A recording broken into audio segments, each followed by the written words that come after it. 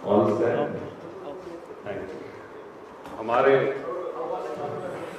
बहुत ही सम्मानित पत्रकार और छायाकार मित्रों का दिल्ली प्रदेश कांग्रेस कमेटी की इस विशेष प्रेस वार्ता में स्वागत है, आपका अभिनंदन है, आपको आभार है। आप आज की इस प्रेस वार्ता में कवर करने के लिए पधारे, मैं आप सबको आज की इस प्रेस वार्ता में हमारे कांग्रेस वर्किंग कमेटी के मेंबर और प्रदेश कांग्रेस कमेटी के माननीय अध्यक्ष श्री देवेंद्र यादव जी, हमारी senior spokes person Indian national Congress और हमारे सोशल मीडिया डिजिटल प्लेटफॉर्म की AICC की चेयरमैन मैडम सुप्रिया सुरेश जी विशेष रूप से आज की इस प्रेस वार्ता में आए हैं।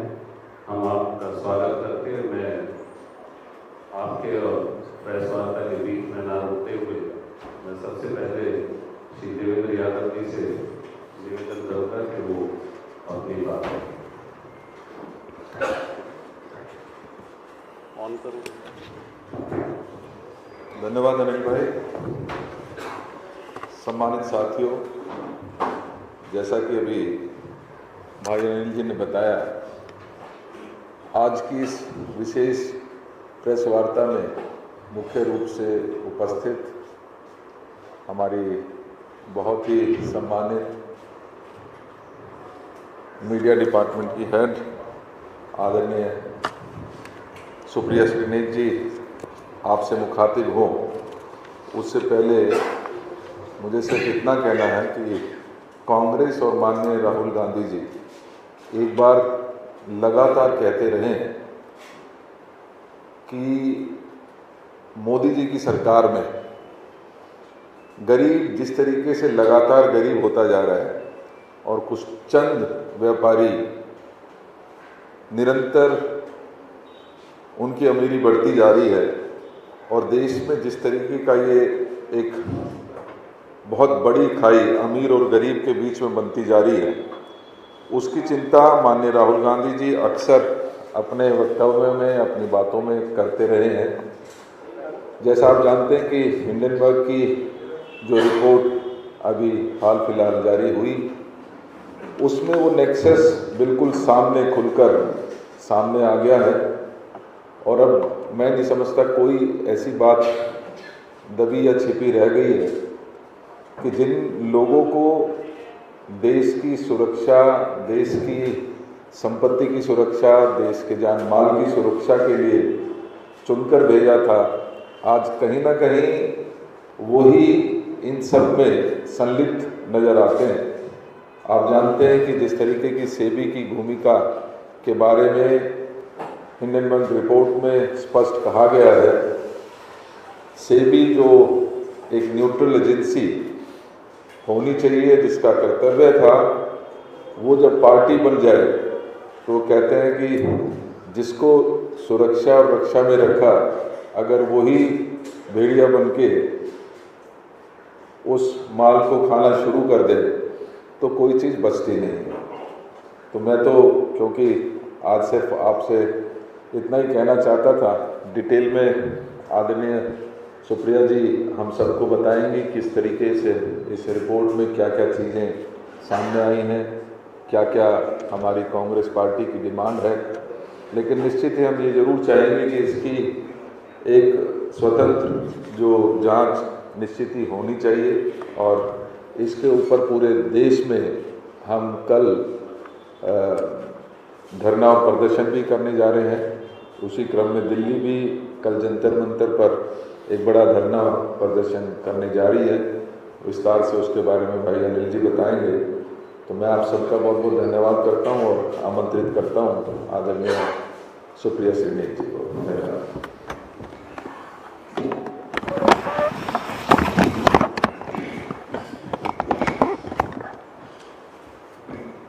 दिल्ली प्रदेश कांग्रेस के सम्मानित अध्यक्ष मेरे भाई श्री देवेंद्र यादव जी, मंच पर बैठे मेरे साथ अनिल भारद्वाज जी और आप सब पत्रकारों को मेरा प्रणाम।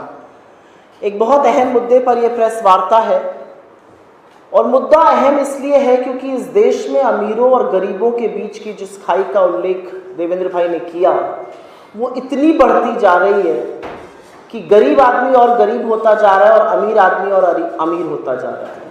और अमीरों में भी जो कुछ चंद पूंजीपति हैं उन्हीं के लिए नीति निर्माण होगा, उन्हीं के हिसाब से रेगुलेटर लगेंगे, उन्हीं के हिसाब से कॉम्पिटेंट अथॉरिटीज लगेंगी, उन्हीं के हिसाब से ऑफिशियल्स लगाए जाएंगे। तो ये सब क्यों हो रहा है? मैं उत्तर प्रदेश से आती हूं और हमारे यहाँ एक कहावत है, जब सैया भय कोतवाल तो डर काहे का। और ये बात मैंने एआईसीसी के मंच से भी कही थी, तो यहाँ पर पुनः उसको दोहराना चाहती हूँ। एक गांव था, वहां पर रात में डाका पड़ा, फिर अगली रात डाका पड़ा, फिर डाका पड़ा, ये सिलसिला चलता जा रहा था। लोग परेशान थे, इसलिए ज्यादा परेशान थे क्योंकि गांव का मुखिया भी डाकुओं के साथ मिला हुआ था। तो बेचारे क्या करते, वो दौड़े दौड़े कोतवाल के पास गए, कोतवाल से कहा जांच कीजिए। कोतवाल कभी कोई बहाना बनाए, कभी कोई और बहाना बनाए, आनाकानी करे, लोग परेशान।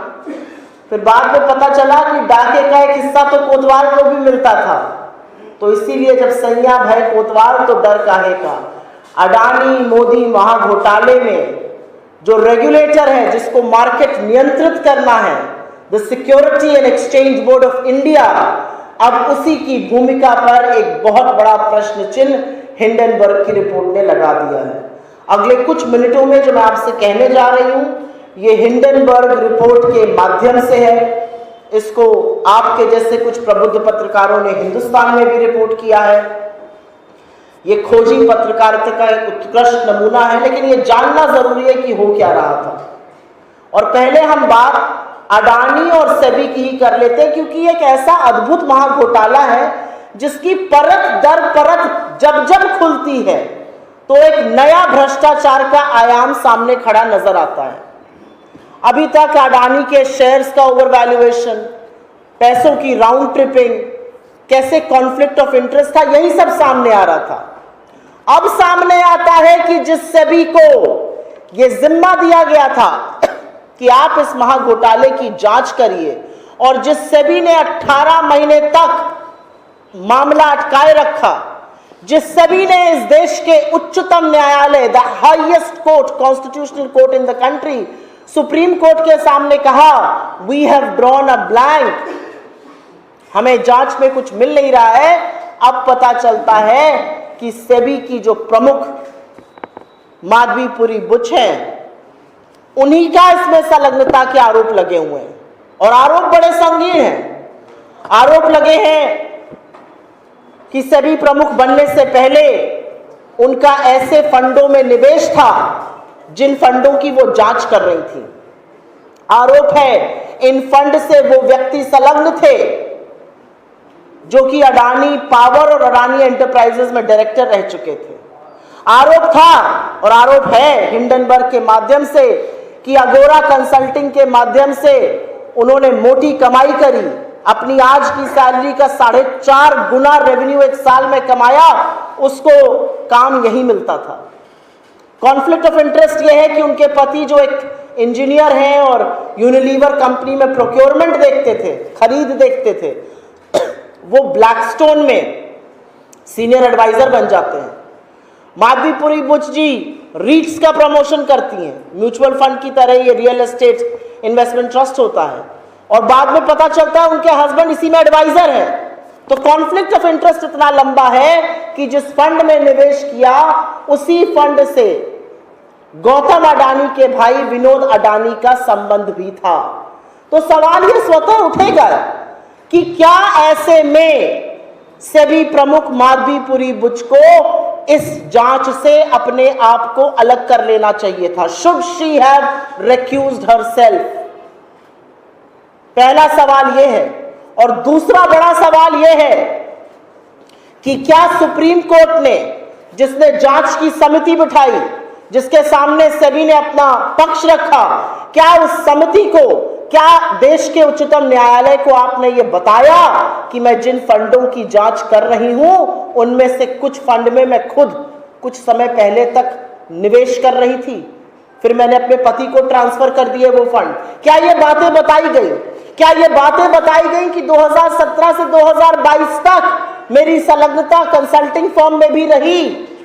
ये कॉन्फ्लिक्ट ऑफ इंटरेस्ट था। और अगर ये बातें नहीं बताई गई तो इस देश के उच्चतम न्यायालय को अंधेरे में रखने का अधिकार इस देश के सिक्योरिटी एंड एक्सचेंज बोर्ड को किसने दिया? और सरकार क्यों चुप है? आप रेगुलेटर अपॉइंट करते हैं, regulator is found with her hand in the cookie jar, और आप चुप रहिएगा और इस अडानी महाघोटाले की परत दर परत खुलती जाएगी। और अब मैं उल्लेख आपका फिर से अडानी महाघोटाले से जरूर कराना चाहती हूं, क्योंकि अडानी जी को फायदा पहुंचाने के लिए कोई कसर नहीं छोड़ी गई है। उसमें सीबीआई, उसमें ईडी, उसमें इनकम टैक्स, मोदी जी ने सबका अच्छा प्रयोग किया है कि अडानी जी चकाचक इस देश के सबसे अमीर आदमी बन जाएं। और बड़े एक सुनियोजित तरीके से किया जा रहा है। मैं 5-6 चीजों का उल्लेख कर देती हूं। जून 2017 में एनडीटीवी पर छापा पड़ता है, प्रणय रॉय पर छापा पड़ता है। 6 मार्च 2023 को अडानी जी एनडीटीवी के मालिक बन जाते हैं। दिसंबर 2020 में सीसीआई की टीम एसीसी और अंबुजा सीमेंट के दफ्तर पर छापा मारती है। सितंबर 2022 में अडानी समूह अंबुजा सीमेंट को अधिग्रहित करके अब देश की दूसरी सबसे बड़ी सीमेंट कंपनी बन जाती है। ईडी मुंबई एयरपोर्ट में रेड्डीज जीवीके समूह पर छापा मारती है, उनको नोटिस भेजती है। 2020 में 2021 में मुंबई एयरपोर्ट अडानी एयरपोर्ट बन जाता है। आयकर अधिकारी नोएडा में क्विंट के दफ्तर पर छापा मारते हैं 2018 में, और 2023 में 5 साल के अंदर अडानी 48 करोड़ रुपए में क्विंट का बिजनेस खरीद लेते हैं, जो मीडिया कंपनी है। नेल्लोर कृष्णापट्टनम पोर्ट में आयकर अधिकारी की छापेमारी होती है 2018 में, और 2020 में अडानी पोर्ट्स और एसईजेड कृष्णापट्टनम का अधिग्रहण कर लेता है। अल्ट्राटेक सीमेंट, जो कुमार मंगलम बिरला की कंपनी है, और इंडिया सीमेंट्स का अधिग्रहण करने में अडानी को पीछे छोड़ दिया 27 जून 2024 में। 8 साल की जांच के बाद अब सीबीआई ने आदित्य बिरला समूह को हिंडाल्को पर भ्रष्टाचार का मामला दर्ज कर लिया। तो या तो आप डराकर, धमकाकर, ईडी, सीबीआई, इनकम टैक्स की छापे मरवाकर वो स्थानांतरण करा रहे हैं, कौड़ियों के दाम पर बिजनेस बेचे जा रहे हैं अडानी जी को, या अगर किसी ने उनसे बेटर सौदा करके बिजनेस खरीद लिया जिस रेस में अडानी जी भी थे, तो अब आपके पीछे सीबीआई, ईडी, इनकम टैक्स पड़ जाएगी। क्योंकि आगे के लिए अगर अडानी जी ने किसी पर नजर डाली है तो खबरदार, उस बिजनेस की तरफ आपने आंख उठाकर भी देखा। यह संदेश नरेंद्र मोदी इस देश के अधिकांश कारोबारियों को देना चाह रहे हैं, और यह दुरुपयोग है। आप सिर्फ ईडी, सीबीआई, इनकम टैक्स विपक्ष के खिलाफ नहीं, अपने खिलाफ हर उठती आवाज की मुखालफत में नहीं, उनके मुखालफत में भी खड़ा करते हैं जहां अडानी जी को बिजनेस से खतरा है। एसबीआई और एलआईसी सरकारी संस्थान, इन्होंने कैसे इन्वेस्ट किया, ये सारी बातें सार्वजनिक रूप से हैं। लेकिन उन्होंने अडानी के कॉपर प्लांट का, नवी मुंबई में एयरपोर्ट का और यूपी में एक्सप्रेसवे का सारा ऋण इन्होंने दिया। एफपीओ में इन्होंने खरीद इसलिए करी क्योंकि अडानी के पास इन्वेस्टर्स नहीं आ रहे थे। ये सरकारी कंपनियां हैं, किसकी जवाबदेही है? 30 करोड़ पॉलिसी धारक है, 45 करोड़ एसबीआई के अकाउंट होल्डर हैं। इनकी जवाबदेही गौतम अडानी की है या नरेंद्र मोदी की है? क्योंकि सरकार इसमें मेजॉरिटी शेयर होल्डर है। सारी की सारी विदेश नीति अडानी जी के लिए बन रही है भाई। सैया भाई कोतवाल, तो डर काहे का? तुझे जो है पसंद वही बात करेंगे। श्रीलंका गए तो श्रीलंका में पोर्ट टर्मिनल में गवर्नमेंट टू गवर्नमेंट सौदा बताने लगे, वो अडानी जी को मिल जाता है। श्रीलंका में ऊर्जा का सौदा था, वहां के मंत्री ने ऑन रिकॉर्ड कहा कि मेरे ऊपर प्रेशर था कि वो अडानी ग्रुप को दिया जाए। बांग्लादेश गए, वहां पर अडानी को बिजनेस मिल गया। अब कानून बदलकर जो बांग्लादेश को बिजली की आपूर्ति के लिए झारखंड में बिजली पैदा की जा रही थी, वो अब इंडिया में भी बेची जाएगी। हर कानून सिर्फ अडानी जी के लिए बदला जाएगा। इजराइल गए, अडानी जी को बिजनेस वहां का लेकर चले आए, वहां का पोर्ट अब अडानी जी संभालेंगे। क्यों? बाकी देश के कारोबारी क्या करेंगे? सरकारी कंपनियां क्या करेंगी? बाकी प्राइवेट कंपनियां क्या करेंगी? तो पूरी तरह से जो फॉरेन इन्वेस्टमेंट है, जो फॉरेन नीति है हमारी, जो फॉरेन पॉलिसी है, जो डिप्लोमेसी है, वो अडानी जी को बिजनेस दिलाने में है। और कागज उठाकर देख लीजिए, या तो वो मोदी जी के साथ गए, उनको धंधा मिला, या मोदी जी गए वापस आए, अडानी जी गए, उनको धंधा मिल गया।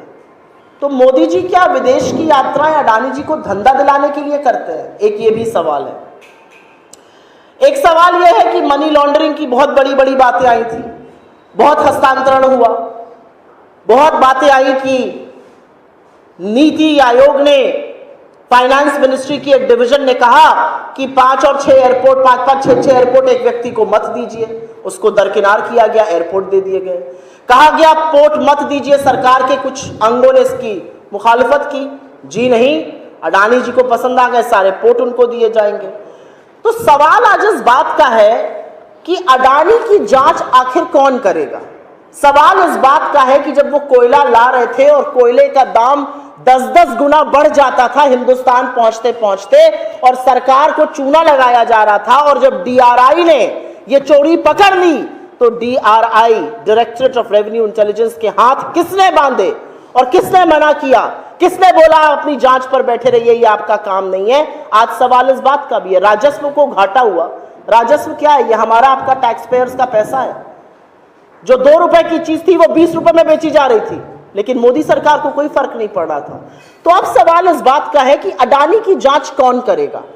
अडानी महाघोटाले में जो शेयर मार्केट की जांच थी वो सेबी को करनी थी। सेबी की कलई हिंडनबर्ग की रिपोर्ट ने खोल दी है।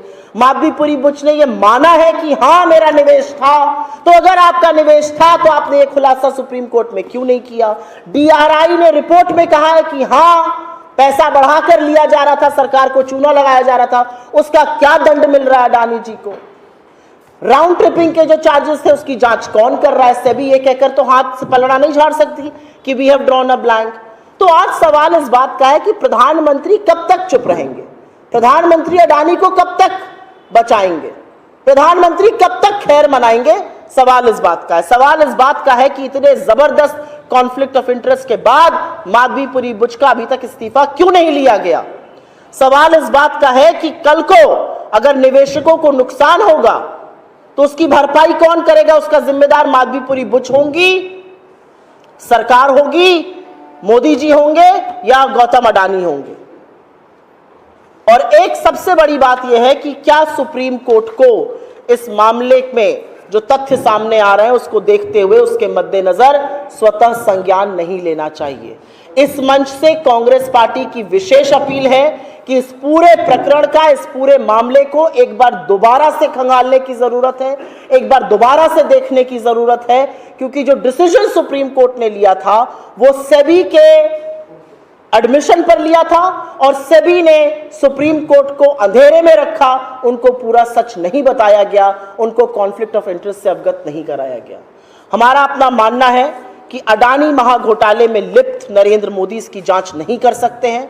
इसकी जांच सिर्फ और सिर्फ जॉइंट पार्लियामेंट्री कमेटी, एक जेपीसी कर सकती है। जेपीसी का जो दायरा होता है वो व्यापक होता है। जेपीसी में हर दल का व्यक्ति शामिल रहता है। ये दलगत राजनीति से ऊपर होता है। इसमें आप एक्सपर्ट्स को बुला सकते हैं, आप उनकी सलाह ले सकते हैं, आप उनके इनपुट्स ले सकते हैं। बार बार जेपीसी की मांग से आखिर नरेंद्र मोदी क्यों भाग रहे हैं? दाढ़ी में ऐसा कौन सा वो तिनका है जिसको वो छुपा रहे हैं? क्योंकि नहीं, ये दाल में कंकड़ नहीं है, ये पूरी की पूरी दाल कंकड़ों से भरी और पूरी काली दाल है। इसलिए हमारी मांग है कि पार्लियामेंट के सुपरविजन में एक जेपीसी का गठन हो और जेपीसी इस महाघोटाले की जांच करे, क्योंकि इसमें रेगुलेटर संलग्न पाने की संभावना है, इसमें राउंड ट्रिपिंग का मामला है, इसमें काले धन का मामला है, इसमें राजस्व को घोटाला है, इसमें फेवरेटिज्म का मामला है, इसमें फॉरेन पॉलिसी को शामिल करने का मामला है, और इसकी जांच एक व्यापक एजेंसी कर सकती है, और वो व्यापक एजेंसी सिर्फ और सिर्फ जेपीसी है। बहुत बहुत धन्यवाद।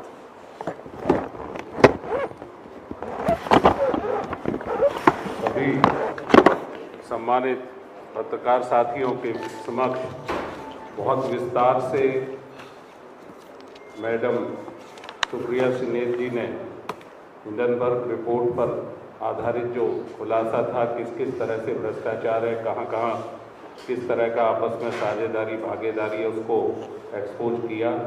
और कल मैं आप सबसे निवेदन कर रहा हूँ, कल इसी डिमांड को लेकर जो जॉइंट पार्लियामेंट्री कमेटी के गठन की मांग को लेकर इस महाघोटाले को सामने लाने के लिए इसके तथ्यों को और सेबी की चेयरपर्सन के रेजिग्नेशन की मांग को लेकर दिल्ली प्रदेश कांग्रेस कमेटी श्री देवेंद्र यादव जी के लीडरशिप में जंतर मंतर पर सुबह 11 बजे एक बड़ा प्रदर्शन, एक विशाल प्रदर्शन जिसमें हमारे दिल्ली के सभी कांग्रेस के सम्मानित नेता और कार्यकर्ता साथी रहेंगे और भी दिल्ली के नागरिक जो भ्रष्टाचार के खिलाफ अपनी आवाज़ बुलंद करना चाहते हैं वो भी वहां आमंत्रित हैं। तो आप सबसे मेरी एक निवेदन है कि कल इसको कवर करने के लिए भी अपना समय दीजिएगा। और इस प्रेस वार्ता में आपका धन्यवाद करते हुए मैं आप सबसे विशेष निवेदन कर रहा हूं कि ग्राउंड फ्लोर पर लंच की व्यवस्था सवाल नहीं है कोई सवाल मैं एक आपके लंच की व्यवस्था है उसमें आप 1 to 1 और 10 जो भी आप लीडरशिप के साथ करना चाहें वो करें। हाँ, अभी जो आपके सवाल हैं वो आमंत्रित हैं और उन सवालों के लिए आपसे रिक्वेस्ट है कि 1 to 1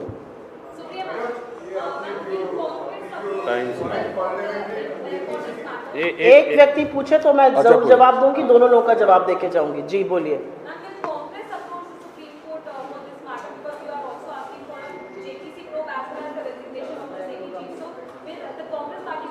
There are two things to it, and please understand the difference between the two things that we are trying to say. This scam is so deep rooted and this scam spreads across sectors. This scam can potentially damage India's economic credibility if it hasn't already. That the only agency which can do a head-to-toe probe of this matter will be a JPC.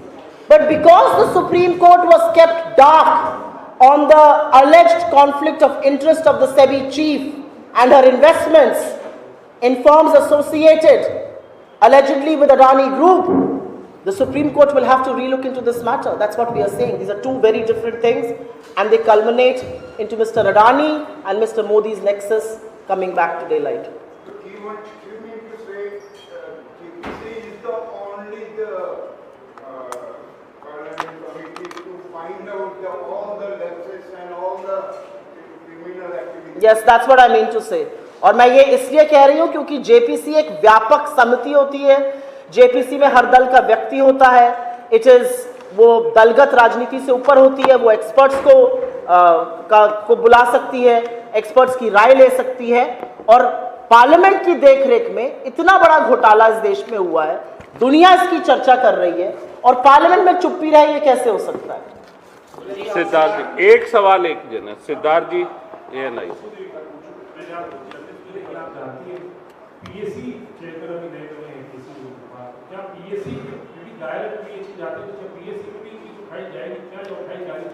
देखिए, हमारे सामने सारे मुद्दे खुले हुए हैं, हमारे सामने सारे रास्ते खुले हुए हैं। हमारे सामने एक रास्ता है कि हो सकता है हमारे पीएससी चेयरमैन इसको देखें। हमारे सामने ये रास्ता है कि हम सदन में फिर से इस पर जेपीसी की मांग करेंगे। इस देश में किसी को रत्ती भर संदेह नहीं है कि घोटाला हुआ है। तो अब लोग पूछ रहे हैं कि इस घोटाले की जांच कौन करेगा? आपने सेबी को दिया, सेबी की चीजें आ गई सामने, सेबी ने झूठ बोला, पूरा सच नहीं बताया सुप्रीम कोर्ट को इस रिपोर्ट के मुताबिक। तो इसकी जांच कौन करेगा? और सेबी का भी जो एक दायरा होता है वो व्यापक नहीं है। वो स्टॉक मार्केट मैनिपुलेशन का, स्टॉक ओवर मैनिपुलेशन की बातें कर सकता है। पूरी व्यापक जांच करना जेपीसी का काम है। हम जेपीसी की मांग करेंगे और जैसा कि आपने कहा, क्योंकि वेणुगोपाल जी अब पीएससी के चेयरमैन हैं, जो सर्वसम्मति बनेगी, जो ठीक लगेगा पार्टी को, इंडिया गठबंधन को, हमारे सामने सारे रास्ते खुले हैं। राजेंद्र सुप्रीम कोर्ट को ऑर्डर लेना चाहिए कि इतने व्यापक पैमाने पर सब हर तरफ से हो रहा है, जेपीसी की अगर वो मांग नहीं मानते हैं तो क्या कोई पार्टी आप सुप्रीम कोर्ट में जा सकते हैं? मेरा अपना मानना है कि सुप्रीम कोर्ट ने क्योंकि इस पर एक जजमेंट दिया है और अब ये पूरी तरह से साफ है कि सुप्रीम कोर्ट को की समिति के सामने जो लोग आए उन्होंने शायद पूरा सच नहीं बताया, उन्होंने शायद समिति के सदस्यों को अंधेरे में रखा, उन्होंने समिति के सदस्यों को शायद मिसलीड किया। तो अब मेरा मानना है कि सुप्रीम कोर्ट को ये तो कोर्ट की अवमानना का मामला बनता है एक्चुअली, तो सुप्रीम कोर्ट को स्वतः संज्ञान लेना चाहिए। मैं आप लोगों के सामने एक बात जरूर कहना चाहती हूँ, और ये सबके सामने सवाल आता है कि क्या आप लोग कोर्ट जाइएगा, क्या आप ये करिएगा। हम विपक्ष में हैं, हमारा काम है चुनी हुई सरकार को जवाबदेह बनाना, हमारा काम है सरकार को कटघरे में खड़ा करके वो सवाल पूछना तो देश की जनता उनसे पूछना चाहती है। लेकिन सरकार का भी तो कोई दायित्व है ना। आपका एक डिपार्टमेंट, आपका एक रेगुलेटर, आपका सबसे प्रिय पूंजीपति, उसके ऊपर इतने आरोप लगे और आप आंख मूंद कर क्या दिखा रहे हैं? राम जी जगत बना ही नहीं है, ये सब हुआ ही नहीं है, दुनिया इसके बारे में बात कर रही है। इस विश्व के 4 देशों में अडानी के खिलाफ जो है इस समय जांच चल रही है, हिंदुस्तान में कोई जांच नहीं होगी। तो सरकार का क्या दायित्व है? झुंझुना बजाना? हम आपको झुंझुना नहीं बजाने देंगे जी। माइक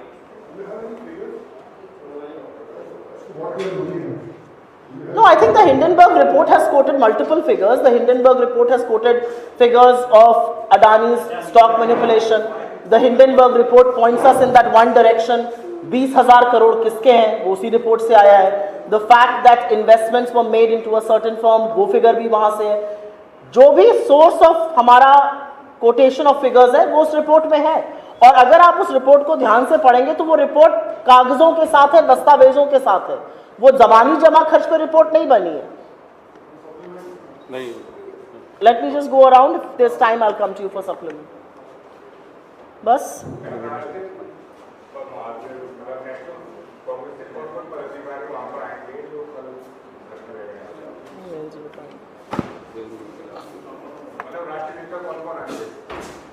अभी सभी को इनविटेशन है, क्योंकि ये पूरे देश में होने जा रहा है, तो सभी लीडर्स अपने अपने स्टेट में भी पार्टिसिपेट करेंगे।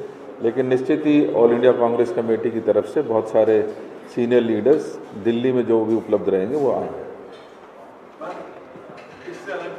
जी। एक तो मैं भारत बंद कई सुप्रीम कोर्ट के फैसले के खिलाफ कई SC/ST संगठनों के द्वारा भारत बंद बुलाया गया है। भारत बंद को लेकर कांग्रेस का क्या स्टैंड है? हमारा हर चीज को लेकर एक स्टैंड है कि इस देश का सबसे पवित्र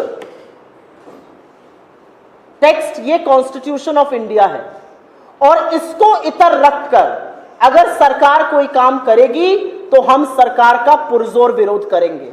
फिर वो लैटरल एंट्री हो जिसने आरक्षण को ताक पे रख दिया, फिर वो 69,000 शिक्षकों की भर्ती हो उत्तर प्रदेश में जिसने आरक्षण की अवमानना करी, हम उसकी खिलाफत में खड़े उसकी मुखालफत करते आपको दिखेंगे। क्योंकि इस देश में दलितों, आदिवासियों, पिछड़ों, वंचितों, शोषितों का हक मारने का काम लगातार नरेंद्र मोदी और RSS कर रहे हैं, और हम ऐसा नहीं होने देंगे। और ऐसी स्थिति क्यों बनती है? आपने मुझसे भारत बंद पे सवाल पूछा, ऐसी स्थिति क्यों बनती है कि लोगों के हक का हनन होता है और उनको जमीन पर सड़क पर उतर के अपना हक मांगना पड़ रहा है? क्यों ये विभाजन किया जा रहा है देश में? क्यों सरकार पुरजोर तरीके से जातिगत जनगणना की बात नहीं करती है? अपने ऑफिशियल हैंडल से भारतीय जनता पार्टी जातिगत जनगणना का विरोध करती है। मैं आज इस मंच से पूछती हूं कि क्या JP नड्डा और नरेंद्र मोदी इस बात का जवाब देंगे कि आप जातिगत जनगणना के खिलाफ हैं या उसकी मुखालफत करते हैं? जो भी व्यक्ति इस मांग को उठा रहा है हमारा साथ उसके साथ है, लेकिन सवाल इस बात का है सरकार का क्या मत है? सरकार ये स्थिति क्यों आने दे रही है? और सरकार के कुछ घटक दल ये जो मीठा मीठा इसका विरोध कर रहे हैं, नहीं चलेगा। या तो खुलकर विरोध करिए, संविधान के खिलाफ जो काम हो रहा है, आरक्षण के खिलाफ जो काम हो रहा है, इधर उधर की बातें मत करिए। बस हो गया। एक सवाल किसान नेता राकेश कहते हैं, उन्होंने एक बड़ा बयान दिया है और उन्होंने कहा कि पिछली बार किसानों का ट्रैक्टर लाल किले की तरफ चला गया था, अगर 25 लाख किसान उस दिन संसद चला गया होता तो उसी दिन बांग्लादेश हो जाता भारत में, और अगली बार अगर नहीं, मुझे नहीं लगता। मुझे लगता है कि इस देश में लोकतंत्र की जड़ें बहुत मजबूत है। इस देश के लोकतंत्र को कांग्रेस ने शहादत से सींचा है, तो इस देश में लोकतांत्रिक व्यवस्थाओं में हिंसा की, अराजकता की लेश मात्र भी जगह नहीं है। धन्यवाद। Thank you. नीचे आमंत्रित हैं आप।